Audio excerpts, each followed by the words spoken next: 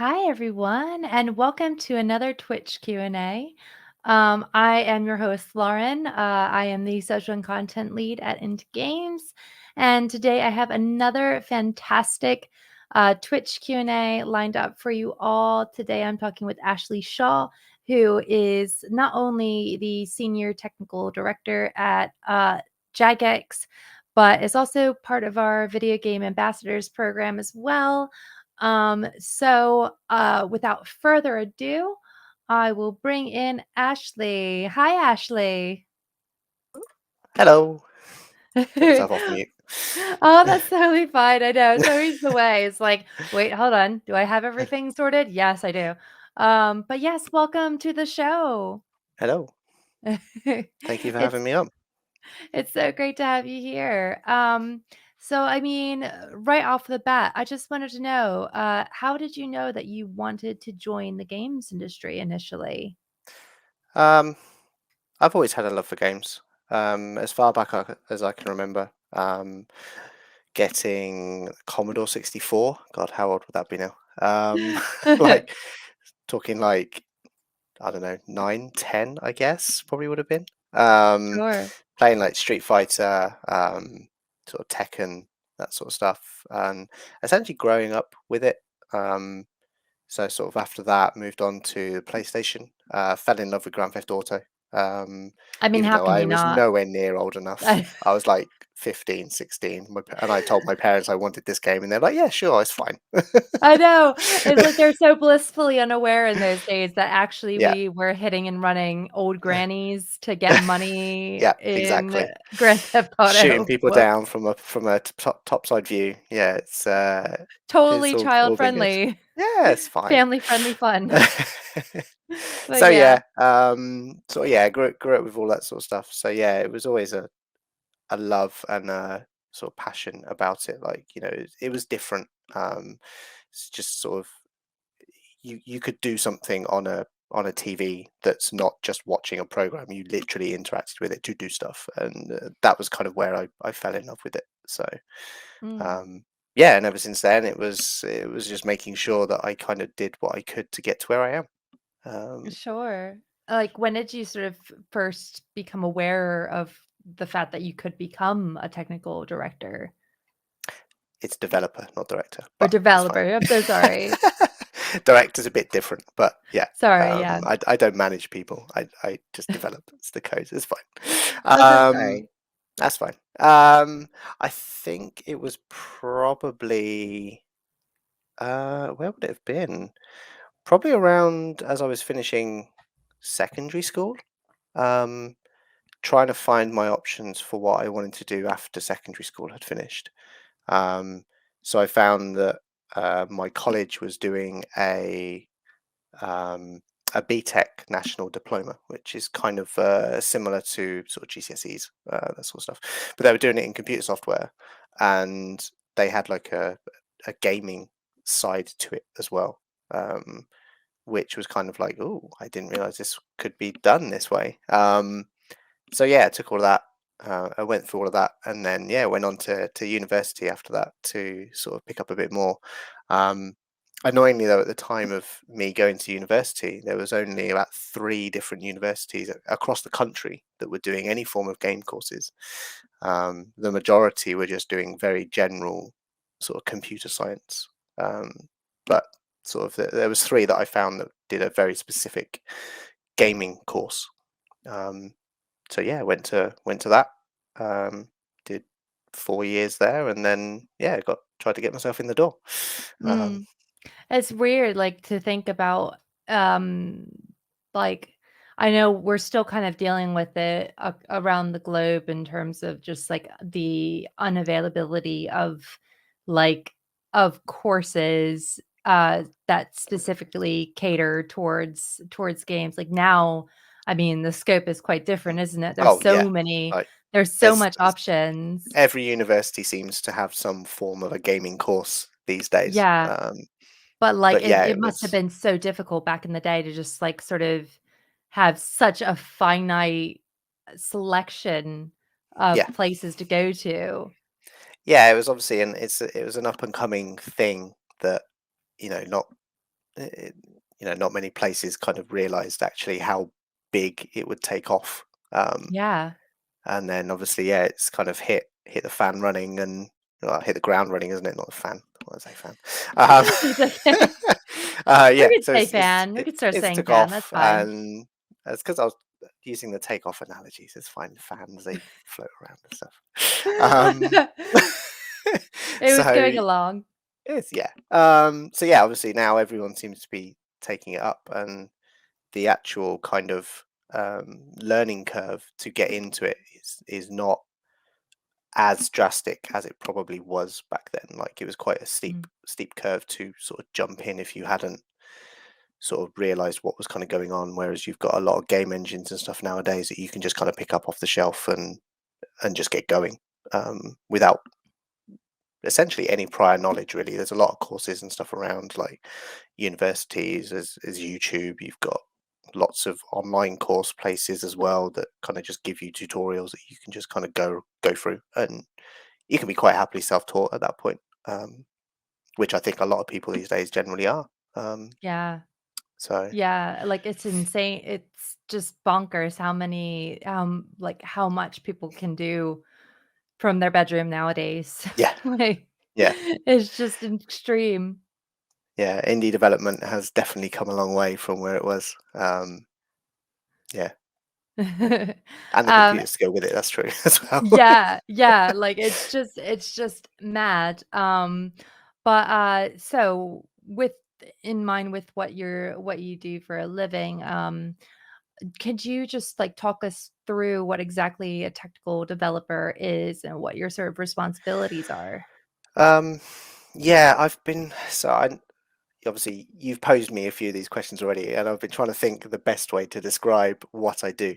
Um, Everything. so yeah, so I took a trip down the Intergames career page and Ah, you use the research. looking at the roles that are on there. Yeah, I've done my research. Oh, well, Um, thank you. I'm I'm kind of a cross between a technical designer and a generalist programmer. Mm, That's kind of my role. Um, Jagex, in a sense, is I think our roles are slightly different to probably what a standard like AAA country would be. AAA company would be. Um, so I think in like a AAA company, you would have like software engineers, you would have your designers. They kind of do things a bit separately. They come up with sort of things between themselves. Whereas in Jagex, we have essentially two roles that kind of work alongside each other. There's a content developer side, which essentially does all of the design work and the implementation, the coding side for all of our quests, all of our puzzles, and all that sort of stuff. Whereas there's also the technical developer side, which I fall under, which we look after. We're kind of a middleman between the guys that work on the engine and then the guys that produce the content.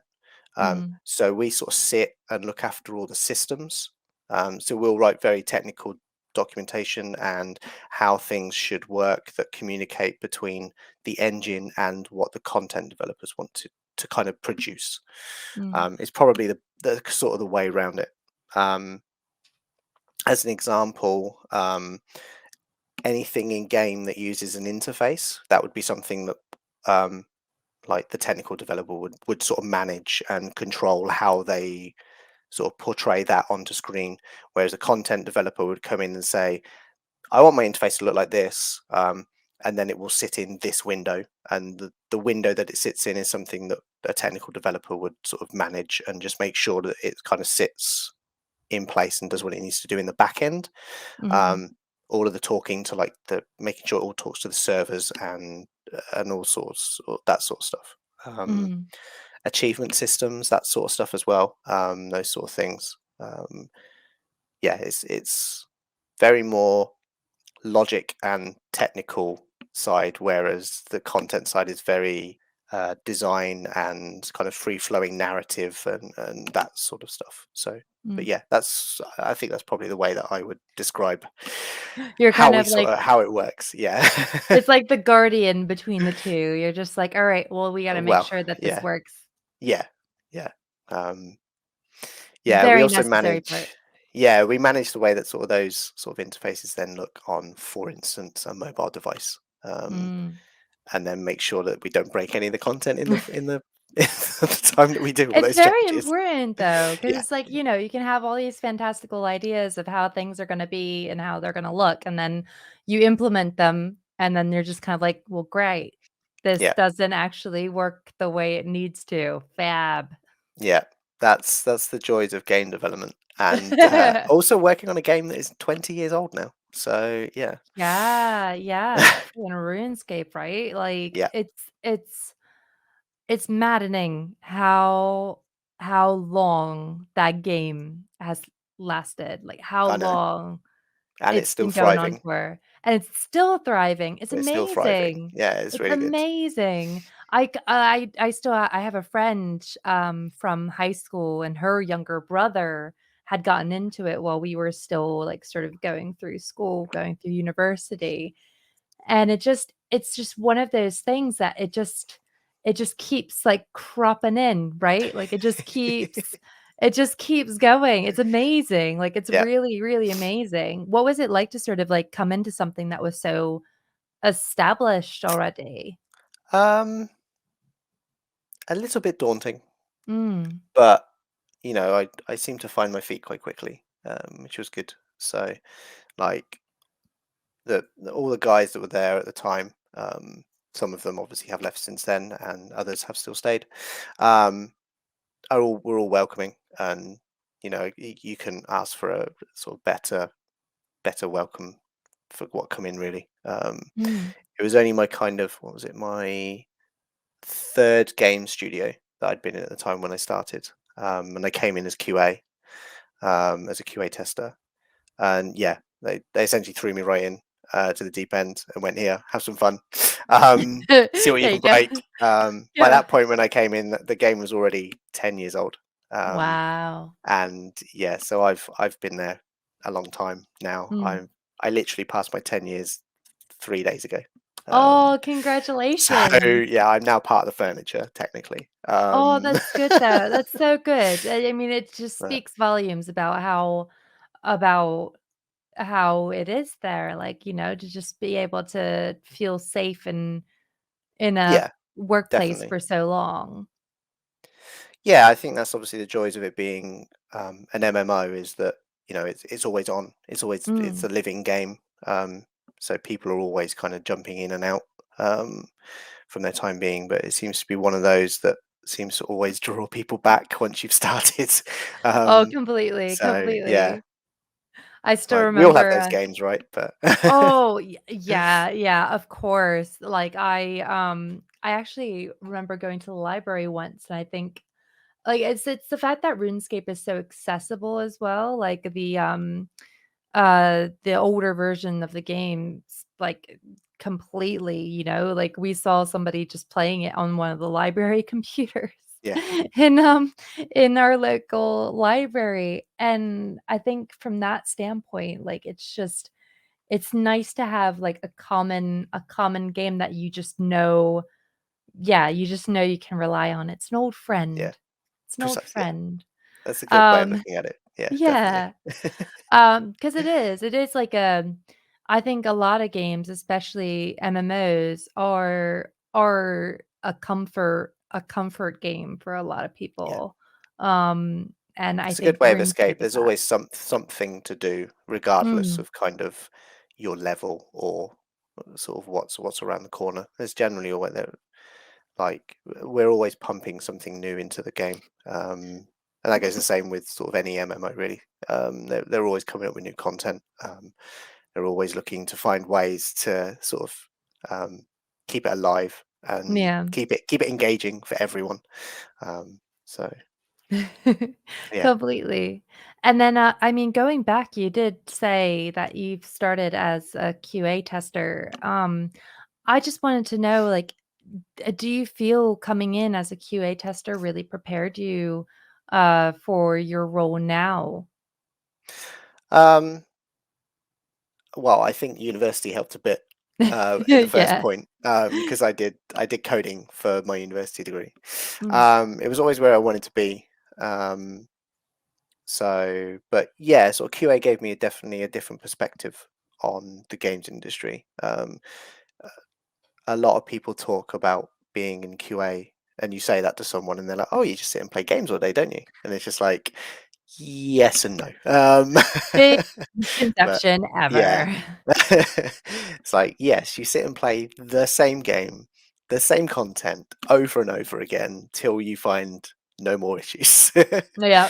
um, so yeah, it definitely gave a bigger perspective. Like, I hadn't really played RuneScape until sort of just before starting the company. Um, so I didn't really know what I was getting myself into, and that Mm. sort of QA aspect allowed me to sort of get myself stuck into the game a lot more and realize, there's actually a lot going on, and all the stuff that was needed behind the scenes to get it to stay alive, basically, and not break.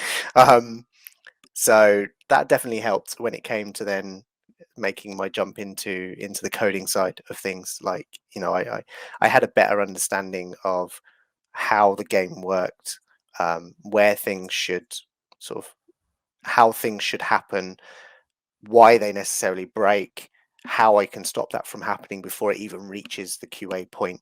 Because I'd already done all of that sort of exploratory testing and breaking of things. So yeah, it definitely helped. But um, You almost kind of feel like yeah, that has to be like a necessary step for anybody sort of going into something like a coding job on an MMO specifically that has been around for so long. yeah, I think that helps. Obviously, Mm. playing the game before you actually join the Yeah. company also helps. So Yeah, if you wanted but to, it's like like, MMOs are just endless. yes, yeah, yeah, yeah, pretty much.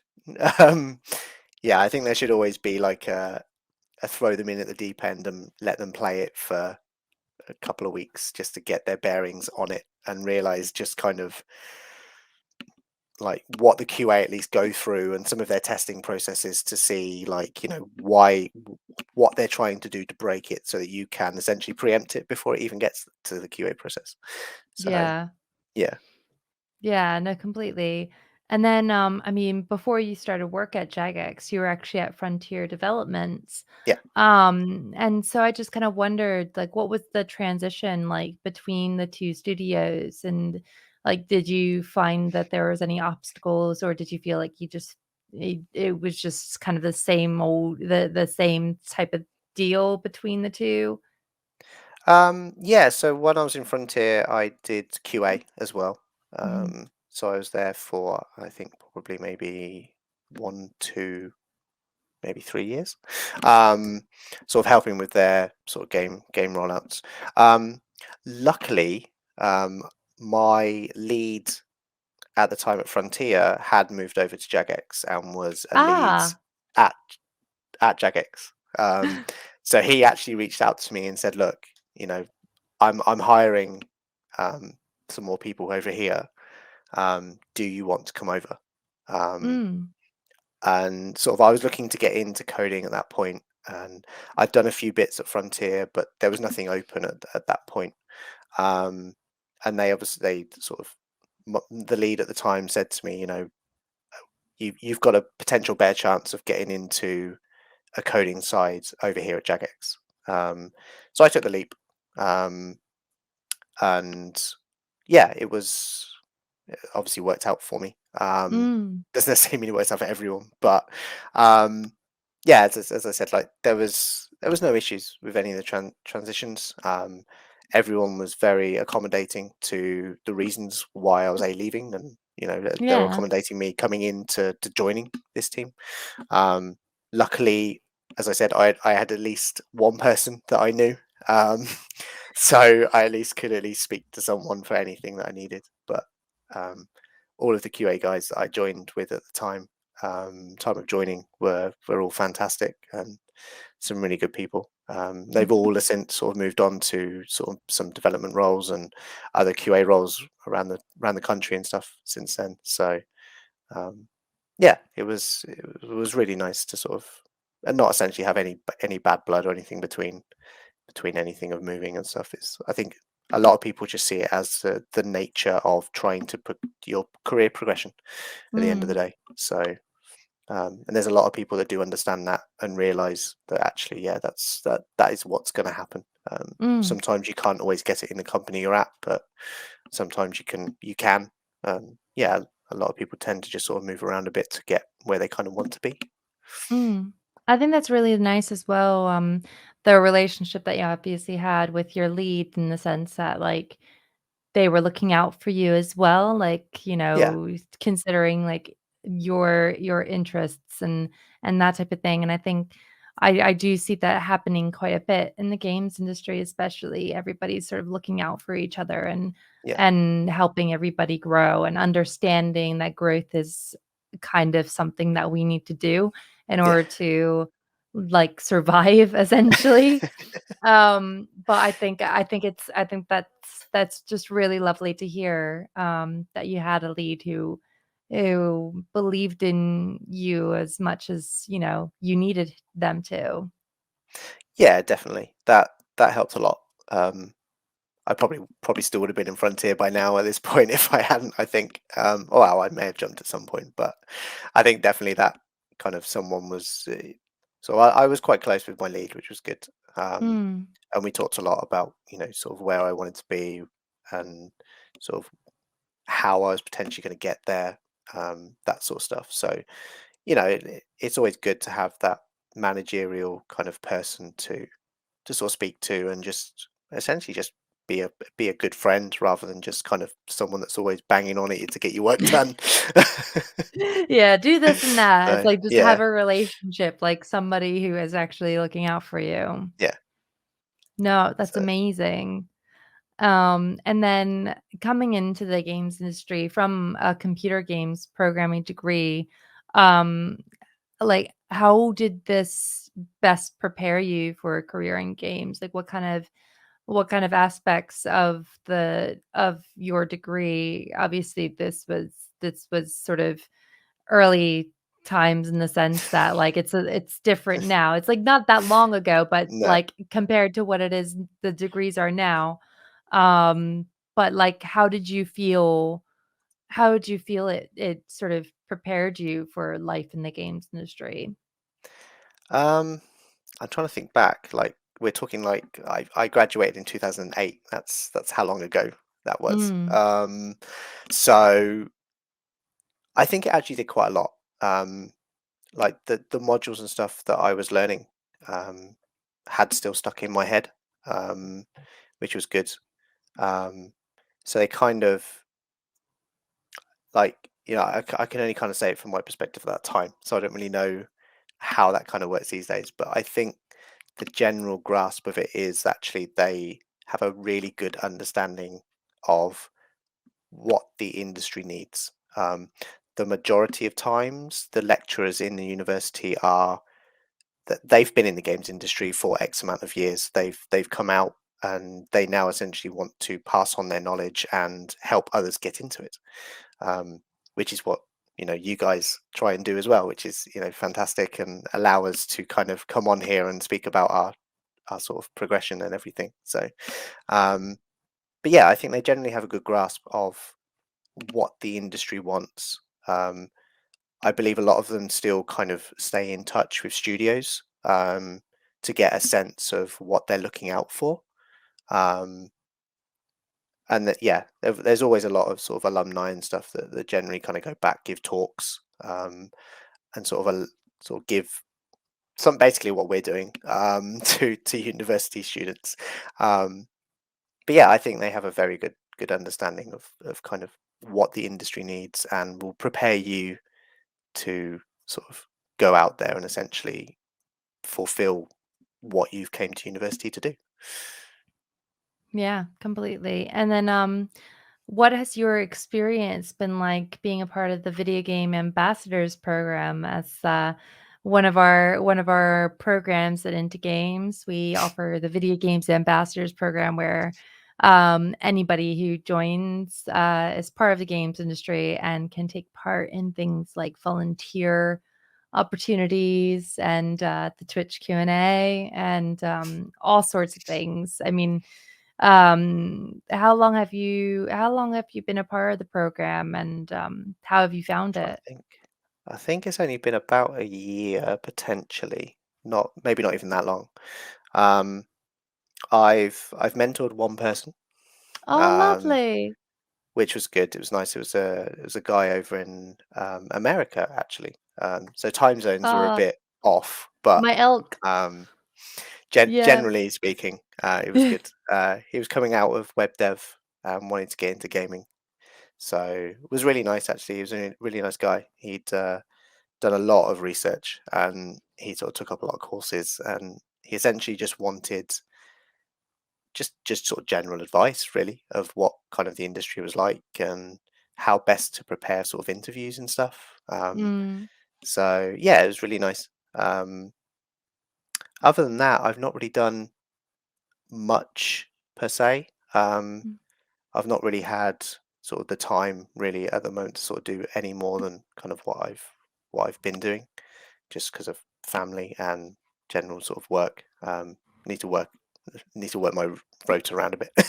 yeah, But no, yeah, I'd like completely. to do some more, and sort of get into sort of maybe getting into sort of so before video games, I did do the STEM ambassador stuff where I was sort of did a few sort of going into schools and sort of giving career talks and sort of presentations and stuff to sort of secondary school kids and stuff. So I've done a bit of it before. I just kind of need to get back into that flow again now that we're Yeah. actually able to kind of be out of the house. This is the thing, this is the thing, it's like that is the thing that, like, really, I think, kinda suffered, significantly from, being in lockdown and things is Yeah, that we've got out of the habit of actually, like, being able to go out and see people in yeah, person, like, there's such a thing about being in person with students especially to, like, speak with them and, like, get their feedback and, whether that's good or bad feedback is debatable, but it's like that yeah, thing where it's just like you need that is so beneficial. Um, but yeah, no, I think you gotta do what what you can actually physically allow to do, and yeah, anything is better. I mean, the fact that you mentored somebody, particularly in somebody from another country, is astounding. That's really, like, incredible, and I, you know, sort of think 10 years ago, like, how how on earth would you have connected with a random person who wanted to get into the games industry in America to help inspire them and give them advice? Like, it's yeah. just it would It's have just a little been mind so blowing, isn't hard. it? Yeah, yeah, like, you've just like, your experience has affected somebody who is in a completely different country than you, and that is just that's incredible how far that reached. Yeah, yeah, it's crazy. It's the modern world that we live in. Yes, yeah, no, completely. And, as a mentor, I wondered if you had any advice for how a mentee could make the most out of a mentorship. Um, I think kind of the general gist is just essentially just be friends, essentially. You know, just anything that you have on your mind, just ask. And if a mentor doesn't know, I'm sure they can find out. Um, like at the end of the day, there's only so much that we can hold inside our brains. You know, it's Yeah. um, but yeah, like don't be afraid just to ask questions. There's no such thing as a silly question. It might be silly answers, but you know, we'll get to the right answer at the end. Um, but Yeah. yeah, like you know, just become friends. That's what we're here for. At the end of the day, we want to help. you to get the best of what you want to be. If you want to get into coding and the games industry, or if you want to be an artist, or there's lots of different routes into the industry. Um, just just talk. Ask for experience. We'll gladly give you as much information as we can without breaking any NDAs. Yeah, yeah, no, completely. Like, yeah, just But I just be think that is friendly. the Just be friends, thing. I think, isn't it? Yeah, and I like to go back to what you said about like not necessarily knowing the answers. Like I bet it is like one of those things like when you're in a job situation and somebody who's just come in does something and they ask you to help fix it and you're just kind of like I've never once encountered this issue in my entire like you know what I mean? Yeah. I get And that with a lot of the bugs that come my way, actually. It's like, I can't yeah, reproduce this. This has never happened to me I before. know. I know. I don't know how this shark just randomly came into the code. I don't know, but I'll try and fix it, maybe, or give you advice. Yeah. Um, but I think that is like the thing, isn't it? It's like even if your mentor doesn't know hasn't encountered the specific situation themselves, like mentors always have the experience of knowing where to Yeah. find the right answer, right? Like you'll have the experience of knowing where to look, but then you also have the experience of network.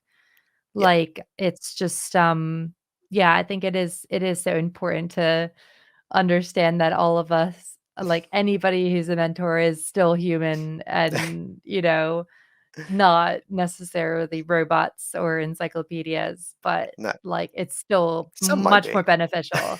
It's much more beneficial than aimlessly searching yourself as, like, Yeah, a definitely. youngling and being, like, lost forever in the sea of Google. Yeah.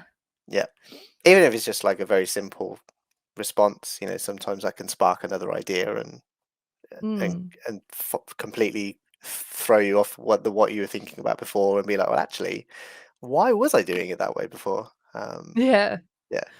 Do you think you do mentoring again? Yeah, I'd like to. Mm. Um, I do sometimes take on some of the new recruits at work, when they Aw. sort of do sometimes flourish. So yeah, it's good. It's nice to um, essentially pass on your knowledge at the end of the day. Like, I've so for myself, I've obviously been with Jagex for 10 years. Mm. I have a lot of knowledge of sort of how things work and sort of how some of the systems kind of come together and they talk to one another, that sort of stuff. And it's just nice to kind of sort of pass that on to some of the others and be like, they come to me with a question and, this thing's not working because of X. I'm like, well, have you thought about Y and sort of Z? There's potential other points that they've just missed just because they don't know it so well. But um, at the end of the day, it's not giving the answers, it's making them think about where else they should potentially look. Mm. 'Cause essentially giving them the answer doesn't always stick, but unless of course they've been sat there for 10 minutes and then starting to sort of slowly have a There's starting to teardrop malfunction. down an eye, and you kind Yeah. of like, you're You like, see the all smoke right, look, billowing. try just like, yeah, it's just here, don't worry. That has happened a few times, but no, I'm Yeah. joking, that hasn't happened. No. But you know, um, yeah, at the end of the day, it's some people do thrive on just giving them the answers, but sometimes that doesn't always stick. Mm. Sometimes it's better to have that conversation and don't necessarily kind of give the answers right away. Just kind of sort of point them to the direction they should be looking, and then actually that might actually sort of spark the reasons as to why it might not be working in a certain way, or um, some information they may have missed somewhere in some documentation, or that sort of stuff. So yeah, Yeah, I think that's amazing because yeah, it's that whole idea of like you can teach some or you can give somebody fish or you can teach them how to fish and they'll eat, Yeah. like, forever, that type of thing. Like, it is so important to allow people to learn on their own, point them in the path, but not necessarily give them the destination. It's just I totally agree with that. I think that is really good. And, yeah, and then, I mean, we've come to sort of the last question, but, I wondered if you had any last bits of advice that you could share with somebody who's maybe considering a career in technical development. Do it. Just do it. Just do it. Um, no, I think the best advice would be to just try and make something.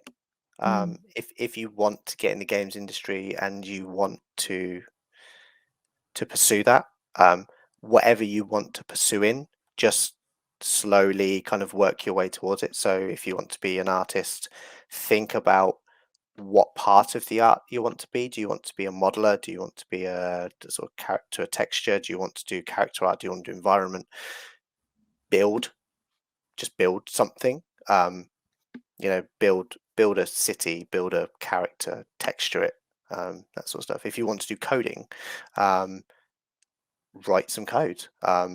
Make a feature of a game that you've been playing. Um, that that sort of stuff. Take it simple. Build a clone of something.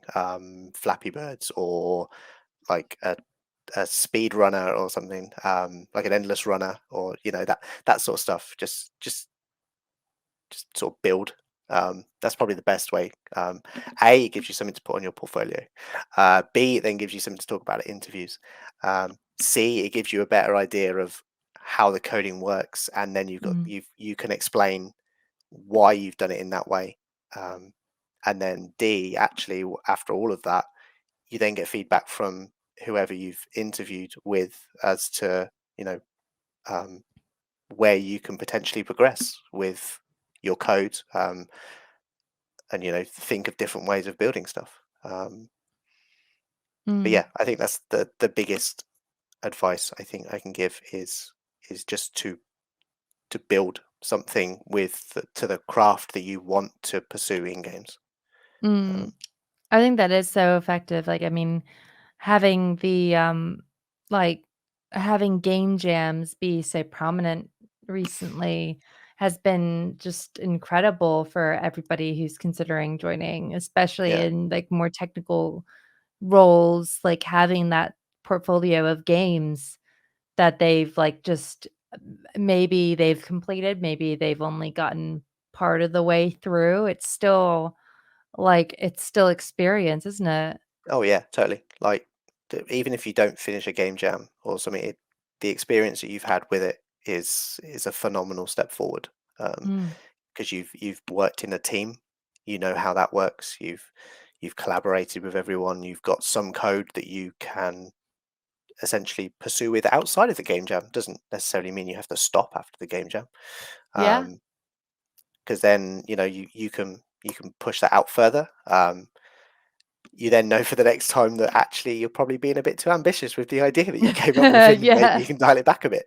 Um, at the end of the day, it's all about working with constraints. That's what the games industry is you have a deadline, you try your damn best to reach it, and hopefully everything that you wanted in has reached that point as well. Sometimes some things slip, sometimes it has to be pulled completely just because it just will not make the scope of what the time is.